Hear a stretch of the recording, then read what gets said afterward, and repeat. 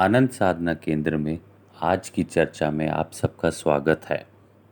सर्वप्रथम आप सबको आने वाली शरद नवरात्रि की शुभकामनाएं। साल में होने वाली 4 नवरात्रि में शरद नवरात्रि का विशेष स्थान है।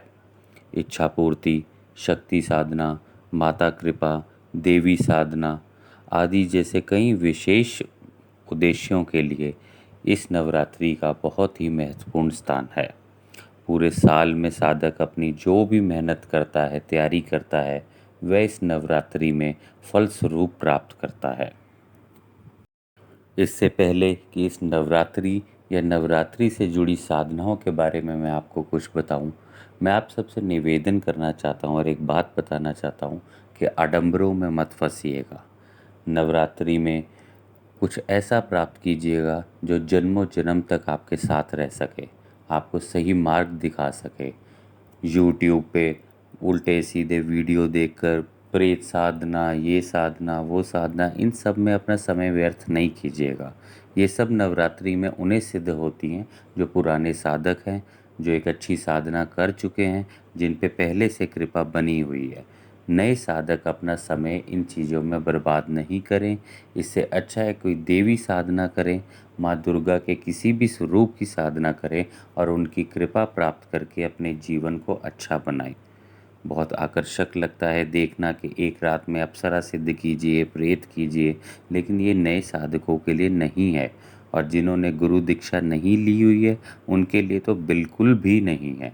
इसलिए सही मार्ग पे चलिए और देवी की कृपा प्राप्त करने की कोशिश कीजिए। तो आइए जानते हैं इस नवरात्रि में कौन सी साधना सब कर सकते हैं, बहुत अच्छे से कर सकते हैं और कृपा प्राप्त कर सकते हैं।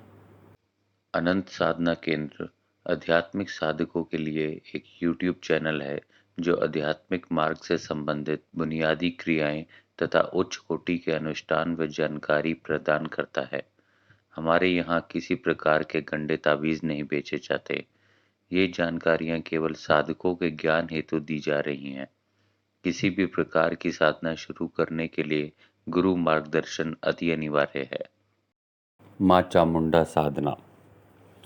माता पार्वती के स्वरूपों की व्याख्या करना तो संभव नहीं है, लेकिन प्रकृति और पुरुष की रक्षा के लिए माता ने सदैव ही सात्विक और रुद्र अवतारों को ग्रहण किया है।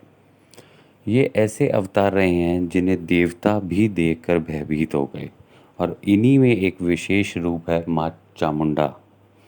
माँ चामुंडा ने चंड और मुंड नाम के राक्षसों का वध किया था। वे ऐसे राक्षस थे जिन्हें देवता भी नहीं हरा पा रहे थे। ऐसे में सभी देवी देवताओं और सबके आशीर्वाद से, कृपा से एक देवी की स्थापना की गई, एक देवी को प्रकट किया गया, एक देवी का आवाहन किया गया जिसे माँ चामुंडा के नाम से जाना जाता है। हर देवी का स्वरूप किसी न किसी महत्वपूर्ण गुणों के साथ जुड़ा होता है। इसी तरह माँ चामुंडा का स्वरूप जो है, माँ चामुंडा की जो साधना करते हैं उनके बारे में ऐसा बताया गया है कि उन्हें इस दुनिया का कोई तांत्रिक, कोई तंत्र, कोई मंत्र, कोई टोटका, कोई भांडी, कोई छू भी नहीं सकती। सुरक्षा के मामले में माँ चामुंडा की सुरक्षा सबसे ज़्यादा अच्छी और सबसे ज़्यादा उच्च कोटि की मानी गई है। जहाँ पे माँ बगलामुखी की साधना अपने शत्रुओं का अंत करने के लिए की जाती है, वहीं पर माँ चामुंडा की साधना अपनी सुरक्षा के लिए करी जाती है। माता चामुंडा की कृपा जिस पर बन जाती है उसे किसी प्रकार का कष्ट, दुश्मन छू भी नहीं सकता, चाहे वह ग्रह हो, चाहे आपको ग्रह की प्रॉब्लम चल रही हो, चाहे शत्रु की चल रही हो, आपका शनि भारी हो, कुछ भी हो। अगर आपने निर्वाण मंत्र माँ चंडिका की, माँ चामुंडा की साधना की हुई है तो ग्रह भी आप पर अपना दुष्ट प्रभाव नहीं डाल सकते हैं। माता के गुणों को बताना सूर्य को दीपक दिखाने के बराबर है, इसलिए मैं ज़्यादा समय ना लेते हुए सीधी बात बताता हूँ। इस नवरात्रि में हम माँ चामुंडा की साधना करवाने जा रहे हैं। बहुत लोग भूत प्रेत, अप्सरा, दक्षिणी डक्षिणी सबकी करवाएंगे, लेकिन मेरा ऐसा मानना है जिसके साथ माँ चलती है उसको और किसी की आवश्यकता नहीं है। वो भूत प्रेत क्या करेंगे जब मेरे साथ माँ चलती होगी। तो इसी उद्देश्य को ध्यान में रखते हुए हम माँ चामुंडा की साधना करवाने जा रहे हैं। सात्विक रूप से करवाई जाएगी, घर पर रहकर कर सकते हैं, किसी भी उम्र का इंसान कर सकता है, स्त्री पुरुष सब कर सकते हैं, घर परिवार के साथ कर सकते हैं। अगर कोई साधक इसमें रुचि रखता है, जो सच में पूजा करना चाहता है, भक्ति करना चाहता है, साधना करना चाहता है, तो हमें संपर्क कर सकता है, हमें फ़ोन कर सकता है। आनंद साधना केंद्र का आप सबसे एक ही निवेदन है, इन दिनों को व्यर्थ मत कीजिएगा। कुछ पूजा कीजिएगा, कुछ प्राप्त कीजिएगा, इधर उधर भटक कर अपना समय अपने पैसे बर्बाद मत कीजिएगा। अच्छी अच्छी साधनाएं कीजिए, अपनी ऊर्जा को बढ़ाइए, उस लायक बनिए कि भी माता आप पे कृपा दे सके और आप कुछ प्राप्त कर सकें। ये शक्ति साधनाएं, पैसे, भौतिक सुख, ये तो आप एक दिन में प्राप्त कर लेंगे अगर माता की कृपा आप पर बन गई।